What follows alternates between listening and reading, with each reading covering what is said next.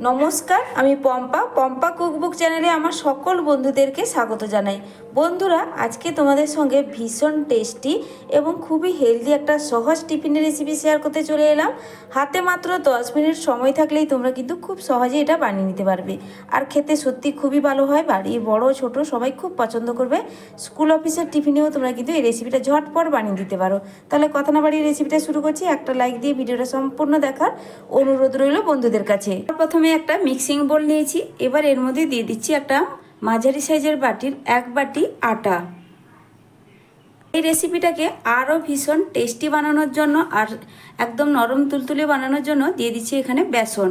Normal যে চামচে আমরা খাবার খাই সেই চামচের মাপ ধরে এখানে দিয়ে দিচ্ছি পুরো ভর্তি ভর্তি করে 3 চামচ বেসন। খুব বেশি লাগবে না, 3 চামচ দিলেই কিন্তু হয়ে যাবে। দিয়ে দিচ্ছি স্বাদ মতো লবণ। এবার লবণটাকে বেসন আর আটার মধ্যে খুব ভালো করে মিশিয়ে নেব। মিশিয়ে নেওয়া হয়ে গেছে বন্ধুরা। এবার দিয়ে দিচ্ছি যেই বাটির মাপ করে আমি আটা নিয়েছিলাম সেই বাটিরই প্রথমে নিয়ে নিচ্ছি 1 বাটি জল। প্রথমে 1 বাটি জলটা দিয়ে খুব ভালো করে মিশিয়ে নেব। তারপরে কিন্তু আবারও অল্প অল্প করে জল দিয়ে এটাকে একটু পাতলা টাইপের ব্যাটার রেডি করতে হবে। নিয়েছি একটা হ্যান্ডউইচের মাধ্যমে এটাকে মিশিয়ে নিলে এর মধ্যে কোনো আটার গুটলি ভাব থাকবে না।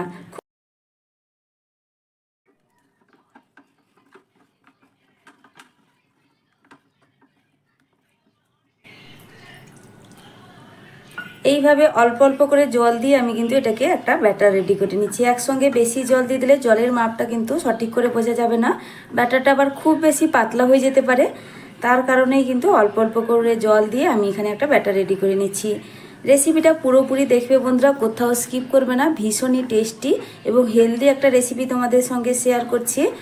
খুব ভালো করে মিশিয়ে একটা আমি ব্যাটার রেডি করে নিয়েছি। আর ব্যাটারের ঘনত্বটা আমি এবার তোমাদের একটু চামচের সাহায্যে তুলে দেখাচ্ছি। দেখো বন্ধুরা, তোমরা দেখে বুঝতেই পারবে ব্যাটারের ঘনত্বটা ঠিক কিভাবে করেছি। এবার ঢাকা দিয়ে এটাকে রেখে দিচ্ছি আর চলে যাচ্ছি আমি পরের স্টেপে। এবার নিয়েছি এখানে ছোলার ডাল। আর ছোলার ডাল এখানে 3 ঘন্টা আগে ভিজিয়ে রেখেছিলাম। ডালটা কিন্তু খুব ভালো করেই ভিজে গেছে। এবার এই ডালটাকে আমি একটা মিক্সিং জারের মধ্যে নিয়ে নিচ্ছি জল ঝরিয়ে। বন্ধুরা, আমি কিন্তু এখানে ছোলার ডালটা চায়ের কাপের মাপ ধরে 1/2 কাপ ছোলার ডাল ভিজিয়ে রেখেছিলাম। এবার পরিমাণটা কিন্তু তোমরা যতটা পরিমাণ বানাবে ঠিক সেইভাবেই কিন্তু ডালের পরিমাণটা বাড়িয়ে কিংবা কমিয়ে নেবে। শুধুমাত্র জল ছাড়া এটাকে একটু আমি বেটে নেব, তবে কিন্তু ডালটা একদম পেস্ট করে বাটবো না, দানা দানা ভাব থাকবে। ঠিক কিভাবে বেটে নিচ্ছি সেটাও আমি তোমাদের দেখাবো। ডালটা বেটে নিয়ে চলে এলাম। এবার আমি তোমাদের দেখাচ্ছি ডালটা ঠিক কিভাবে বাটা হয়েছে।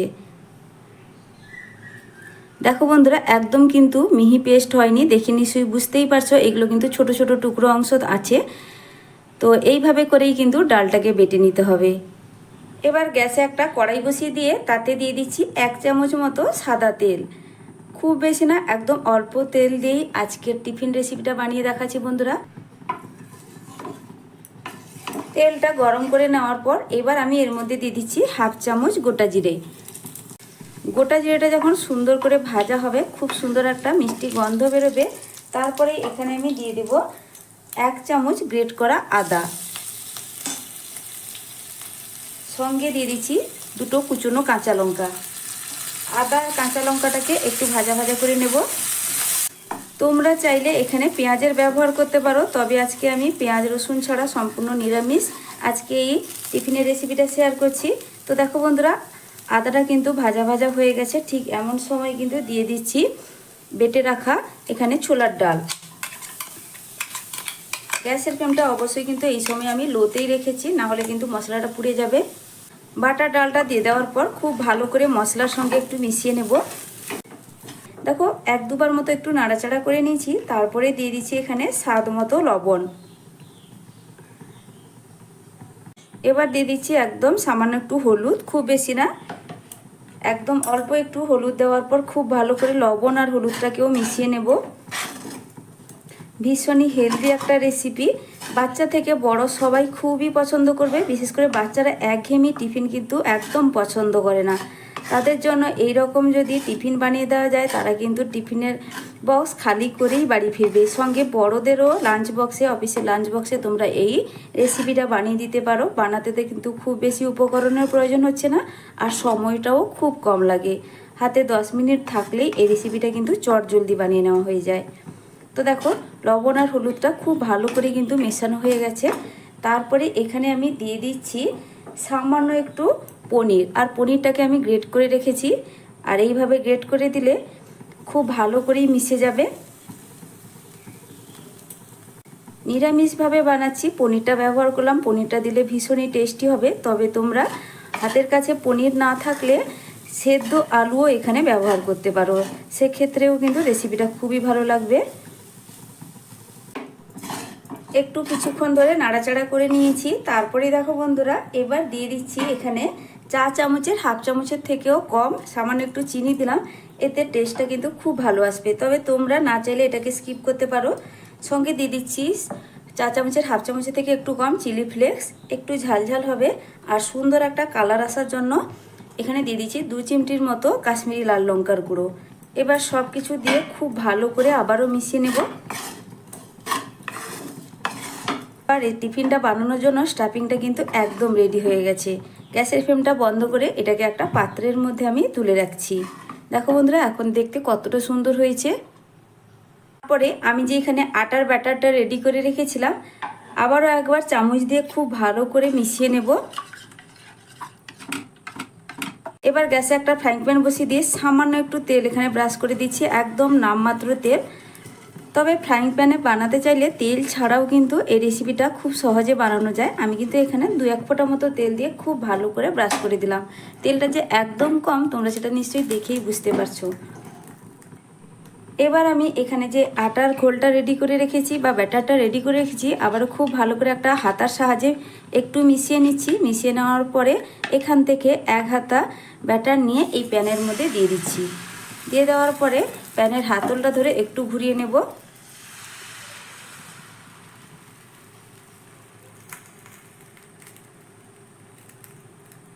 এটা কিন্তু কোনো রকম ঢাকা দেওয়ার প্রয়োজন নেই। তো দেখো বন্ধুরা, কয়েক সেকেন্ডের মধ্যে ওপরের দিকটা কিন্তু শুকনো ভাব হতে শুরু করেছে। কয়েক সেকেন্ডের মধ্যে দেখো বন্ধুরা, বুঝতেই পারা যাবে যে সাইডগুলো কিন্তু খুব সুন্দর করেই ছেড়ে গেছে। তো এটাকে কিন্তু আমি উল্টে দেব। উল্টো দিকটাও কিন্তু একটু সেঁকে নিতে হবে। দেখো বন্ধুরা, কত সহজে এটাকে উল্টে দিলাম। উল্টে দিয়ে হালকা একটু উল্টো দিকটা সেঁকে নেব। দুদিকটা একটু সেঁকে নিলে এটা খেতে কিন্তু খুব বেশি ভালো লাগে। তবে বেশিক্ষণ সেঁকে নেওয়ার প্রয়োজন নেই। এই 4 থেকে 5 সেকেন্ড মতো একটু এইভাবে উল্টে সেঁকে নিলেই হয়ে যাবে। তো দেখো, 2 দিকই আমি হালকা একটু সেঁকে নিয়েছি। এবার এটাকে তুলে নিলাম। সব গোলা রুটিগুলো এখানে কিন্তু খুব সুন্দর করে বানানো হয়ে গেছে। আর এখানে মাত্র 1 বাটি আটা দিয়ে অনেকগুলোই কিন্তু গোলা রুটি রেডি হয়ে গেছে। তারপরেই চলো এর পরের স্টেপটা আমি তোমাদের সঙ্গে শেয়ার করি। একটা প্লেটের মধ্যে এইভাবে একটা গোলা রুটি নিয়ে নিচ্ছি। তারপরে দেখো, এটাকে আমি সুন্দর করে বানিয়ে নিচ্ছি। তো এটা কিন্তু বানানো খুবই সহজ। ভালো করে লক্ষ্য করলে তোমরা খুব সহজে কিন্তু বুঝতে পারবে আর বানিয়ে নিতে পারবে। তো গোলা রুটিটাকে ঠিক এইভাবে রেখে আমি এইভাবে একটু ভাঁজ দিয়ে দিচ্ছি। তবে একদম সমানে সমানে ভাঁজ দিচ্ছি না, একটু বাদ রেখে এইভাবে আমি ভাঁজটা দিয়ে দিলাম। তোমরা চাইলে ডবল পুরো সমান করেও ভাঁজ দিতে পারো, তবে দেখতে ভালো লাগবে। ঠিক এইভাবে করেই আমি ভাঁজটা দিয়ে দিলাম। তারপর আগে থেকে যে আমি স্টাফিংটা রেডি করে রেখেছিলাম, সেখান থেকে আমি কিছুটা স্টাফিং এর মাঝখান বরাবর এইভাবে একটু হাত দিয়ে এইভাবে মুঠো করে নিচ্ছি, যাতে খুব ভালোভাবে একটা জায়গায় থাকে। যেহেতু এই স্টাফিংটা একটু ঝরঝরে হয়েছে, তো কিছুটা এইভাবে দিয়ে হাত দিয়ে ভালো করে একটু সেট করে দিচ্ছি। তারপর দেখো বন্ধুরা, এক সাইডে এইভাবে ধরে একটা ভাঁজ আমি দিয়ে দেব। এইভাবে কোণ বরাবর ঠিক ত্রিকোণাকার হয়েছে, কোণ বরাবর এইভাবে ভাঁজ দিয়ে একটু হাত দিয়ে চেপে চেপে দিচ্ছি। তারপরে আবারও উল্টো দিকটা ধরে এইভাবে আমি আবার একটা ভাঁজ দিয়ে দিলাম।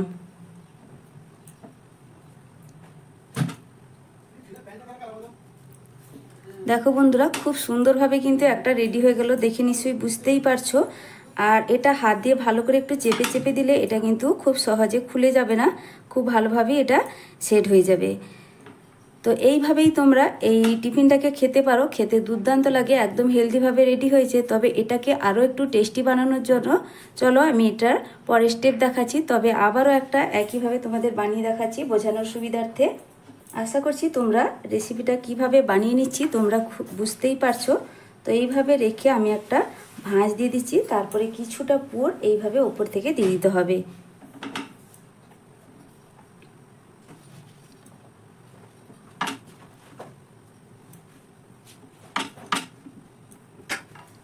তো বন্ধুরা দেখো আবারও কিন্তু খুব সহজভাবে একটা রেডি করে ফেললাম। এইভাবে সব কটা আগে রেডি করে নেব, তারপরেই ফিরে আসছি। ছোট চামচের এখানে 2 চামচ তেল ব্যবহার করেছি, খুব বেশি তেল এখানে দিইনি। তেলটাকে এবার গরম করে নিয়ে এবার একে একে বানিয়ে রাখা নাস্তা বা টিফিনগুলো আমি এর মধ্যে দিয়ে দিচ্ছি। এইভাবে হালকা একটু ভেজে নিলে এর টেস্ট কিন্তু আরও বেশি বেড়ে যাবে। তবে আবারও বলছি বন্ধুরা, তোমরা চাইলে কিন্তু এইভাবেই খেতে পারো।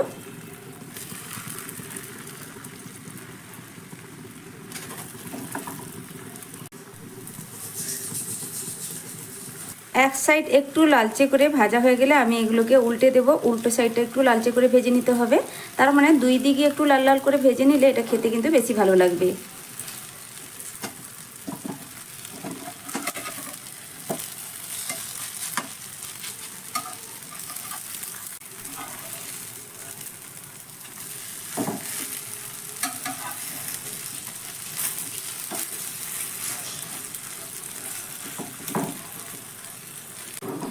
দুই দিকই লাল লাল করে আমার এই নাস্তাগুলো ভাজা হয়ে গেছে। এবার এগুলোকে তুলে নিচ্ছি। একইভাবে বাকিগুলোও কিন্তু আমি ভেজে নেব, তারপরেই ফিরে আসছি বন্ধুরা। আজকের টিফিনটা একদম কমপ্লিট। দেখো বন্ধুরা দেখতে কতটা সুন্দর হয়েছে, আর এগুলো দেখতেও যেমন সুন্দর, খেতেও ভীষণই টেস্টি হয়। বাড়ির বড় থেকে ছোট সবাই কিন্তু তৃপ্তি করে খাবে, আর একটা খেলে অনেকক্ষণ পর্যন্ত পেট ভরা থাকে। তো বন্ধুরা আমার এই আজকের টিফিনের রেসিপিটা তোমাদের কাছে কেমন লাগলো অবশ্যই কিন্তু কমেন্ট করে জানাবে। আর যদি ভালো লেগে থাকে তাহলে লাইক শেয়ার সাবস্ক্রাইব করে আমার পাশে থাকবে। আজকের মতো টাটা, ফিরে আসছি নতুন এক রেসিপি নিয়ে। তো এইভাবে সহজ সহজ নতুন নতুন রেসিপি পেতে চ্যানেলটিকে সাবস্ক্রাইব করে পাশে থাকা বেল আইকনটা প্রেস করে রাখবে। যখনই আমি আমার চ্যানেলে নতুন রেসিপি দেব নোটিফিকেশান তোমাদের কাছে পৌঁছে যাবে। তাহলে আজকের মতো আসছি।